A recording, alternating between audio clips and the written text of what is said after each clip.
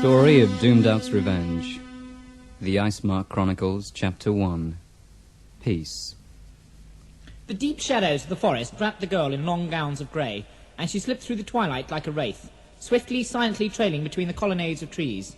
Far from the clamour of the city she wandered, letting the forest lead her down its secret ways, letting her mind mingle with the slow and ancient thoughts of the dreaming trees, to catch glimpses of midnight's long-forgotten summer, the birth-pangs of its green dawn, and the dark dance of death-auguring autumn.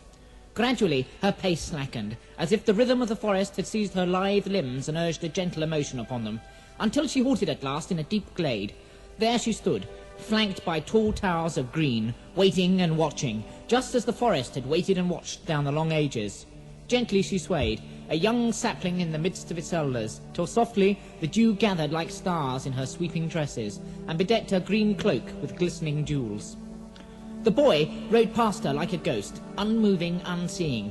Tarathel called out to him, but he did not turn. Then, suddenly struck with fear for him, she whispered a strange, wordless song, swift of rhythm yet slow at heart, and as clear and broad of melody as the wind rushing through the tall grasses of the open plains.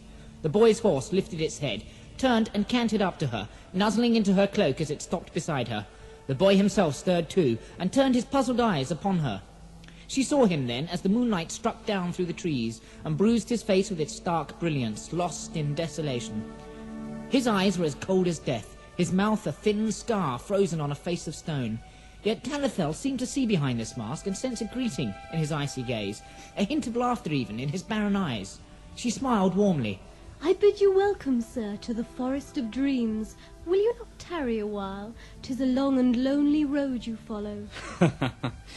I follow no road. I simply ride. I go where my horse takes me, but if he has led me here, then I should be grateful. For fairer vision than thee I have never seen. Come, let us find shelter. The night grows long and cold. Then you must ride with me. I cannot ride and have you walk. And can you not walk? I can, but I would rather we rode together. With a nimbleness that surprised him, Tarathel took 2 swift steps, grasped his arm and leapt up behind him onto the horse. Wrapping her warm arms around his waist, she brought her mouth close to his ear and whispered, The path to the left, gallant knight. It was but a few minutes before they broke out of the forest again, and saw before them the citadel of dreams, its high towers glimmering like amber in the glow of 1,000 torches, its sheer walls bright with the banners of the Fae and the Free, its great gates decked with flags and lanterns. Before it lay another city of tents and pavilions that shivered and shimmered as the air trembled in the heat of bonfires that bejeweled the dark plain. The boy reined in his stallion and gazed in awe. What is this place? Why this carnival? How can they? Tarathel felt the boy's muscles stiffen and began to tremble. His growing fury was unmistakable. How can they do what? How can they rejoice? How can they rejoice? This is the Citadel of Dreams, stronghold of the Fae, Imlap Quirinial, jewel of midnight. Before you lie the armies of Luxor, the Moon Prince, bearer of the Moon Ring, the war ring of the House of the Moon. They have journeyed here from the gates of Ushgarak itself. They rejoice, surely this much you know, because Doomdark is defeated, slain by the sword of Prince Luxar himself. The boy slumped forward, buried his face in the stallion's long mane and began to sob uncontrollably. In the midst of the courtyard stood a green oak. Lamps flickered in every branch, casting dancing rainbows on the worn cobbles under its vaulting canopy. Beyond, a fountain tumbled molten silver into a shivering pool, and further still, on the plinth of marble, blazed a bowl of green and golden fire that sent a trembling mist of light and warmth throughout the stillness. The peace of the courtyard seemed to fall upon the boy, and his sobbing slackened. He slid down from his horse, letting Tarathel take his hand, letting her lead him to the side of the fountain pool, then letting himself down to rest beside her on the sitting stones by its bank. Tarathel wrapped her arms around him and hugged him tightly, as though he were a small child who had grazed his knee. Gradually, his sobbing ebbed away. Tell me what ails thee. I thought he was dead. I thought the war was lost and midnight doomed. Rejoicing. I thought they were rejoicing for Doomdark's victory. I thought I'd found it and destroyed it all in vain. Too late to help. Too late for anything. I don't know where I've been since. What did it matter? If the foul one had won, nothing mattered anymore. Everything would be wilderness. Why bother finding haven? There would be no haven. There would be no peace. There would be no warmth, ever. I thought he was dead, But he lives. Who did you think was dead? What did you destroy? You talk in riddles that I cannot fathom. When I cast it into the lake, it shrieked and screamed as it dropped towards the water. Even the air about it seemed to thicken, as though the thing was trying to save itself by freezing the very wind. It fell so slowly, like a knife dropped in syrup. I thought it might stop. Then, when it touched the water, came a crack of thunder as it shattered and flew apart. Suddenly the lake erupted with boiling clouds of steam that caught and melted the fragments even as it burst asunder. I leapt and danced for joy. It was gone forever. The task was done. It was over. Then, as the lake stilled and the clouds of steam thinned away to nothing, a rolling peal of laughter boomed from the north, and an icy, yet velvet voice spoke to me. "Fool," it said, "you are too late, you puny child. Luxor is dead. His mighty armies are maggot fodder now. Zajokith has fallen and burns even now. Corelay has been ravaged, and every man and woman and child put to the sword, if they were lucky. The Fae fawn at my feet, and all you have done is me a favor. It is so tiresome having to dispose of obsolete possessions." Then the laughter rolled again and slowly dwindled away. For days, perhaps moons since, I have wandered aimlessly. There was no point after that, no point at all. What did you destroy? Why, the ice crown, of course. That is the sweetest answer I have ever heard. Why, the ice crown, of course. A mere bauble, a deed of no more consequence than casting away an old cloak. You must be Morkin, then, son of the Moon Prince. Yes, I am Morkin, but your name I know not. I am Tarithel, the daughter of the Lord of Dreams and Lady of the Forest. Morkin looked up slowly and fixed his eyes upon hers. Blindly their hands touched and twined. Morkin seemed to melt inside as he felt the warmth of her slender hands seeking and finding his, and Tarithel felt a fresh, cool wind blow through her as his firm but yielding grasp closed upon hers, and slowly, like two branches bending towards the same brilliant light, they drew closer together, until their lips touched in the gentlest of kisses, to part swiftly, as though each had brushed a candle flame. They looked at each other, bewildered by themselves. Then, suddenly overwhelmed by longing and delight, Morkin took Tarithel in his arms, crushing his lips against hers. They clung to each other tightly, and as they kissed, they seemed to become one fire, one flame burning in the cold, clear light. And then Tarithel led Morkin, and took him along the winding corridors to the western tower. Chapter 2. The Frozen Empire. Shareth, the Heart-Stealer, Empress of the Ice Mark, dread ruler of the Frozen Empire, was distraught. None but the wise knew that Doomdark in earlier moons had himself journeyed through the northern wilderness and found the ice-locked land of Icemark, and few even of them knew that there, in brief union with the cold queen of the north, he had spawned a daughter. She was called Shareth, and was perhaps the only thing that Doomdark had ever loved. The Witch King left her in Icemark for her own safety, fearing that some would seek to use her against him, but his long roving vision kept watch over her. As she grew and matured in evil under Doomdark's distant tutelage, she gathered about her the trappings of power, and came to rule a kingdom, if anything, more foul than his. When she learned of Doomdark's death at the hand of Luxor, she was not stricken with grief, for grief was beyond her. Her consuming fury sprang from other sources. Someone had dared to touch her father, had dared to challenge and destroy her flesh and blood.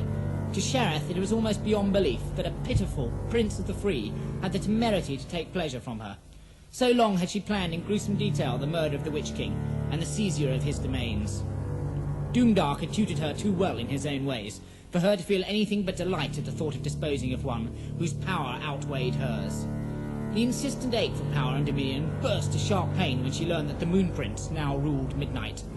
Midnight was hers, though Doomdark might not have planned it so, believing foolishly that his only daughter loved him in return, and crying out even with his dying breath, "Avenge me, Shareth! Avenge me!" She was about to wreak a terrible revenge upon the Free and their Moon Prince. Shareth raised her long arms to the sky and cried into the wind, uttering words no man could understand. The storm, however, seemed to leap and swirl as her strident voice pierced through the air. Across the Frozen Empire from Fangorn to Imriel, the dark sky became a boiling turmoil. Then, as Shareth shrieked, the great storm gathered itself and sped southwards towards the Ice Mark. Shareth turned. The anger of these past hours had brought a rare flush to her cheeks. I am so beautiful. I will make the whole world love me.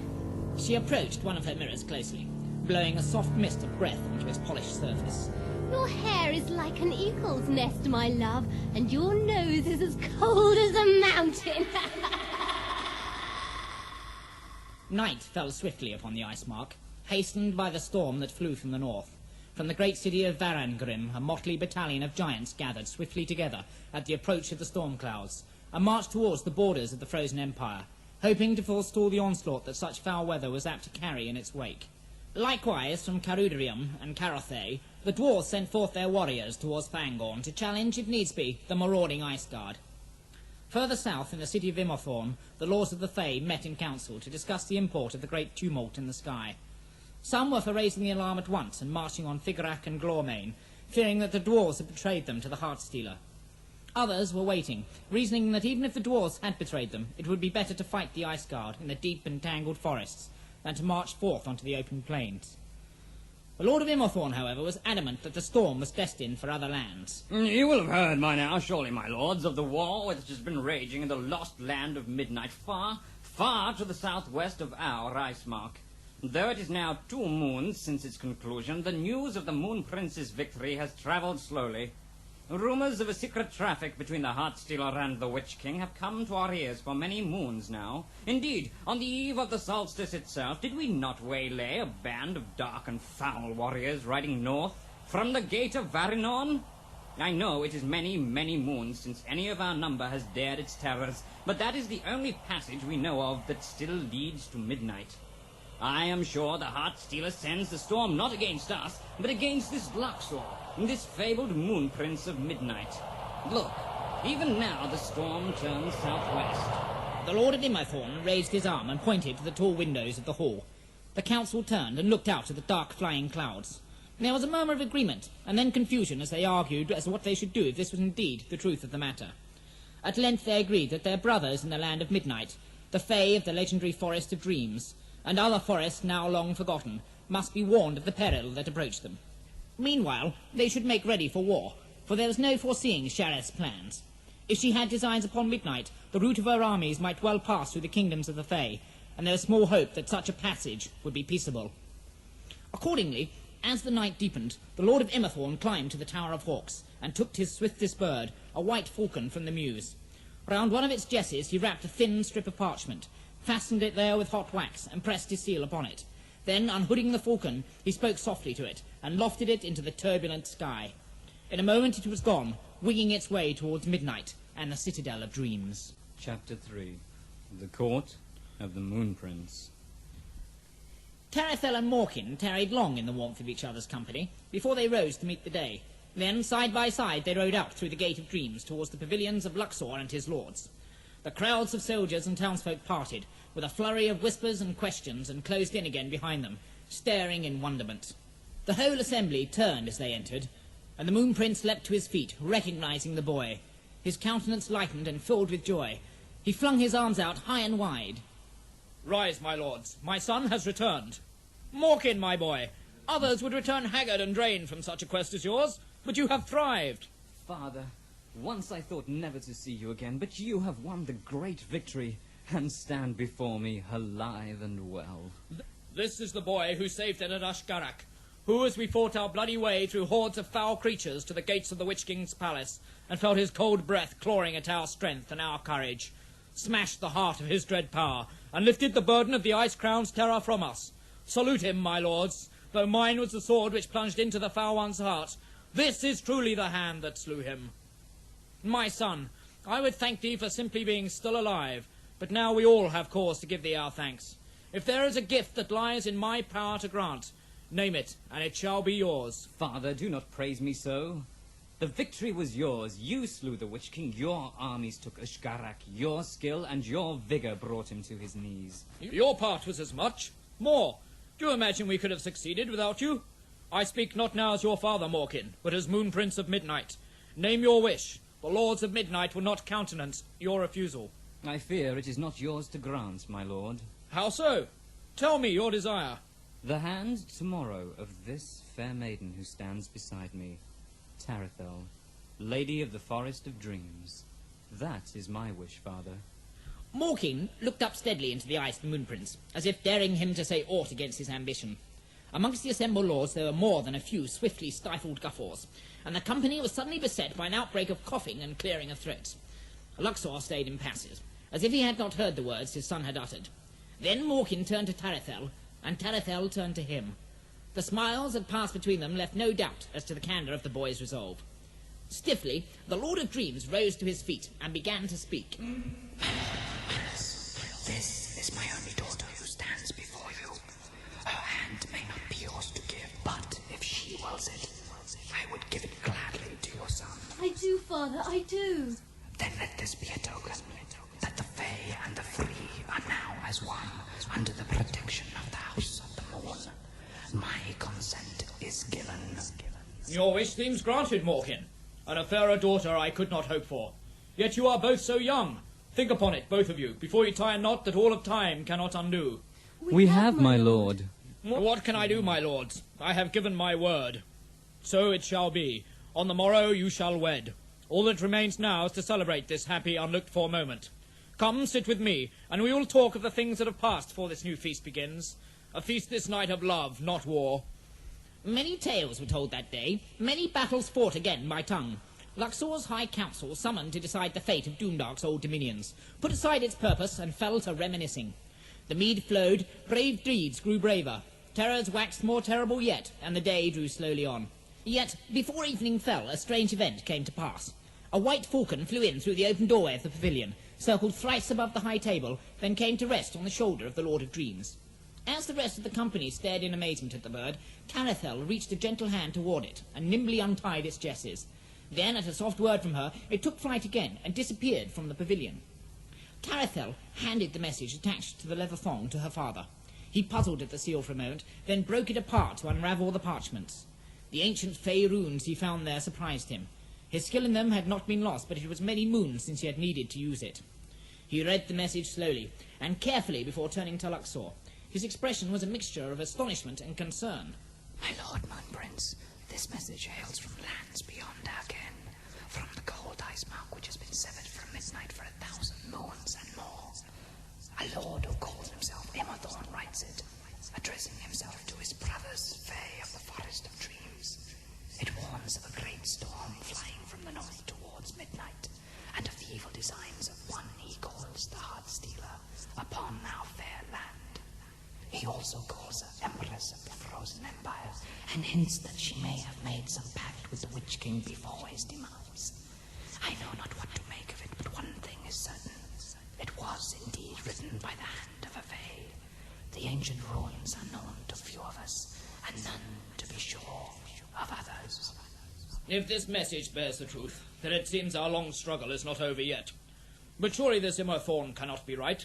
The frozen wastes lie between us and the lost land of Icemark. Why else was a falcon sent to bear these ill tidings to us? I cannot see how any empress of the north, however evil her intent, can threaten the peace that now befalls midnight. The wastes would destroy armies 1,000 times stronger than Doomdarks before they ever reached our borders. As for warning of a storm, should we sharpen our swords, wax our bowstrings, and prepare to do battle against the wind and snow? This message makes no sense. My friend, see what more you can discover of this matter. Though I cannot see how, I fear this message is more timely than we can imagine. Chapter 4. The Storm Breaks. A dark and starless night fell upon the Forest of Dreams, as high overhead the vanguard of Sharath's storm gathered. Long past midnight the feasting finished, and the two cities of stone and of cloth fell silent under the lightless sky. Though the parting would be brief, and tomorrow he would be joined forever with Tarethel, Morkin could not sleep.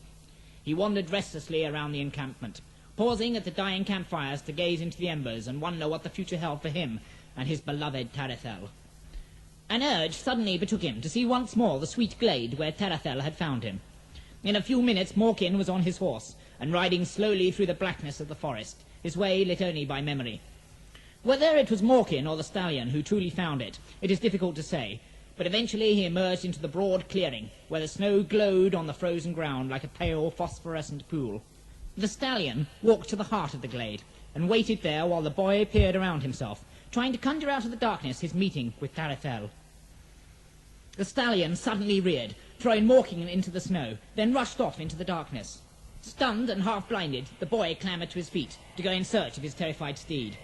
Lightning struck down ahead of him, so close that he could feel its heat on his face, feel his skin tingle and tremble as his power crackled through the air about him. Then the storm loosed off bolt after bolt after bolt, until the boy was trapped in a circle of raging, incandescent fire. So fierce was the raw power that danced around the boy that his very muscles seized and locked. Hopelessly frozen there by the lightning, he could only stare into its blinding blue flame until consciousness fled him. Morkin lay unmoving, wrapped in strange dreams. A woman stood before him, beckoning gently. Somehow he knew he was hopelessly in love with her. As she stood there, smiling, radiant in her beauty, he ran towards her open arms, yet he seemed to draw no closer. Her deep crystal eyes mocked him. "You must run more swiftly to catch me, my love," she seemed to say. "You must run more swiftly." As he ran, the ground gave way beneath him, and he began to tumble down a dark chasm. The wind rushed swiftly past him, and he seemed to fall for hours before he saw a tiny point of light glimmering in the yawning space beneath him. The point grew and grew as he fell, until it became a room into which he was falling from the dark and open sky. Upon a silk-strewn bed lay the woman who had beckoned him, her sheer and perfect beauty now naked to his enraptured eyes. But as he tumbled, an invisible hand seemed to reach out and slow his downward flight, until he hovered above the sleeping figure, almost able to reach out and touch her, but not quite. So the dream ran on, the woman who had beckoned appearing again and again, each time her beauty more ravishing and voluptuous than before, each time the boy seeming to move inexorably towards her open embrace, but never completing that final distance. Morkin woke with no memory of the night that had passed. His mind felt blank and numb. A tall stallion nuzzled him as he lay in the cold snow. Trees that were high, bare and broken enclosed him, but beyond that the boy knew naught. Only a single urgent thought filled his mind. "North," it whispered, "north. You must ride swifter than the wind." In a daze he hauled himself onto the stallion's saddle. He looked around himself bemused, then, shaking off the last shackles of sleep, urged the horse forward. Northward they galloped, and were quickly lost in the deep tangle of trees. Chapter 5. The Gate of Varanorn. Morkin was not seen again. No word of him was heard, no trace of him could be found. 3 days later, Tarothel disappeared as well, taking with her one of her father's swiftest mounts. The Moon Prince dispatched messengers far and wide, but of the fate of Morkin or Tarothel not a whisper returned. The armies camped beneath the battlements of the Citadel of Dreams, dispersed and wound their way southwards to home and hearth and kin. Only Luxor remained, with 1,000 riders of his houseguard waiting for news. For 3 moons none came. Then out of the north rode Rothron the Wise, bearing ill tidings. When news of the boy's disappearance had reached him, he had ridden to the broken city of Ashgarak, and then west across the plains of despair to the Tower of Doom itself, hoping to find some clue to Morkin's fate. In Ashgarak he had found nothing, but at the tower he had unearthed a letter addressing itself to "My dearest father Doomdark, Witch King of Midnight," and signed "Your ever-loving Sheriff of the Frozen Empire." His suspicions roused, Rothron had turned his far-reaching vision northwards, across the frozen waste to the land of Icemark, but he could not penetrate further than the southern borders of a grey and desolate domain he imagined must be the empire spoken of. Sheriff, it seemed, had powers too. In the swirling mists of the grey borders, she conjured up an image of herself, radiant with cold and piercing beauty. She challenged him fiercely to try his powers further, and when he refused, she laughed scornfully. You are all so pathetic. Soon I will have you all in my power. Tell this to your precious Moon Prince. I have his son in my grasp already. The boy is mad with love for me and lies at this very moment locked in one of my less pleasant dungeons, pining piteously for my embraces. When I am ready, I shall set him at the head of my armies and send him back to Midnight to shatter the peace you snivellers are so fond of. 7 moons from now, I, Shareth, Empress of the Icemark, will ride forth to avenge Doomdark, my beloved father. The frozen gates I shall tear down, Midnight I shall lay waste, and through the portals of Zajorkith I will pass triumphant. All shall adore me in despair, or if the Moon Prince prefers, let him ride to hammer at my door and find defeat more swiftly. Fearing that Sheriff's words were not an idle boast, Rothron had ridden east with all haste, and came at last to the Tower of Lorgrim. There he learnt that the frozen gates had cracked open at the last new moon. A lonely figure riding northwards had plunged into the dark caverns between the barrier ice before a sudden, thunderous icefall had closed the gates once more. Rothron tarried no longer, but sped south to the Forest of Dreams. To Luxor, everything now grew clear. The strange warning of the White Falcon, the murderous storm that heralded the disappearance of Morkin, even Tarathel's sudden absence so soon after the first vanishing. She had surely guessed Morkin's peril, as surely as she divined the slow, sombre songs of the dreaming trees. Though doubtless many leagues behind, she would have followed, listening for the distant whispering of his bewitched and troubled dreams. The Moon Prince hardly paused before deciding upon the course of action that he must take. Northwards at once they must ride. Any delay would only serve to allow Shareth time to gather her power more fully. Against failure, the Lord of Dreams would remain in Midnight, to marshal the Fae and free, but Rothron would ride with the Moon Prince to the frozen gates. Swiftness was the watchword, to strike at the Empress while she felt safe and secure. Before the hour had passed, the riders of the House Guard of the Moon thundered north towards Lorgrim, with Luxor and Rothron at their head. Banners swirling, helms and spears gleaming in the clear noon sun. They swept through the Forest of Dreams like a torrent. They rode without pause, passing Drunhenge at midnight, reaching the plains of Fadrath by next morning. Never had an army ridden so swiftly. By nightfall of that day, the Tower of Logrim rose before them, flanked by the grim wilderness of the icy wastes. Only at the foot of the frozen gates did they come to a halt. The jagged ridge of ice gleamed blood red as the westerning sun cast its fading brilliance on the cold towers and barren pinnacles. The gates themselves, black and cavernous mouths that led to secret ways beneath the glacial ice, were closed, blocked by mountainous shards that had toppled from the ice ridge above. Few hearts did not quail, but Rothron, seizing his staff in his right hand, galloped forward and charged at the great bergs that stood before them. As he rode, his deep voice boomed out across the wilderness, quelling the insistent wails of north wind and echoing back in 1,000 fragments from the endless wall of ice. His words held no meaning for those who heard them, but all could sense they were words of power. The army waited breathlessly for fire to leap forth from his staff. No such spectacle ensued. Instead, the ice seemed to turn to molten glass and sink back into the precipitous face of the barrier ridge, parting like a curtain as it slithered backwards. Suddenly, the jaws of the frozen gates were revealed, and Rothron, now a mere speck in the distance, rushed into the throat of their age-long darkness. The Moon Prince and his riders cheered, and sprang forward after him. Swiftly the darkness swallowed them there, and in the mouth of a broad tunnel they paused to look one more time upon the fair land of midnight. Rothron's commanding voice spurred them to swift motion again. Ride swiftly, my friends, ride swiftly. The spell will not hold. If we tarry, the gates will come crashing down upon us. Now at last his staff burst forth with fire, and Rothron launched himself into the black depths beyond like a blazing comet. The Moon Prince and his riders galloped after the fleeing light, with as much speed as they could muster. The crack and thunder of exploding ice that followed them as they rode left no doubt in their minds as to the truth of Rothron's words. Though soon safe in the bowels of the earth, the cohorts of the Moon Prince pressed on with all speed. The last road to the ice mark was dank and malodorous, broken, slithery and pitted. Curses and oaths filled the rank air. Tired beyond mere exhaustion, none wished to pause. Finally, after many hours of dark passage, the army emerged into the clear night of the ice mark. Luxor turned and looked up at the deserted towers and walls of the Gate of Varanorn, guarding the northern entrance of the road to midnight. He smiled. It seems our haste has not been in vain, Rothron. The witch looks not to guard herself against us. Perhaps, my Lord Moon Prince, perhaps. Or perhaps she has simply left the door of the coop open to entice a fox. It was your hand that slew Doomdark. It would be your death she desires more than anything, even though she lusts after all of midnight. If I fail, so be it. The safety of my son is paramount. If you fall, Luxor, so will midnight. Creatures such as Shareth feed on their own success and quaff the power of their victims. She will be unassailable, I fear, if her vengeance is assuaged. Then do you advise me against this course, Rothron? No, my friend, the boy must be rescued. 'Twould be unthinkable to leave him in such foul hands, even were it not that the Heartstealer has the power to twist him and use him against the land of his birth. We are caught in a cleft stick, I fear. Rothron, we must strike at the source of her power, at her stronghold, wherever that may lie. I have no doubt you speak truly, yet her arrogance may still be used against her. If she expects anything, she will expect us to attempt no more than a rescue before fleeing from the ice mark. Let us instead strike at the vitals of her cold empire.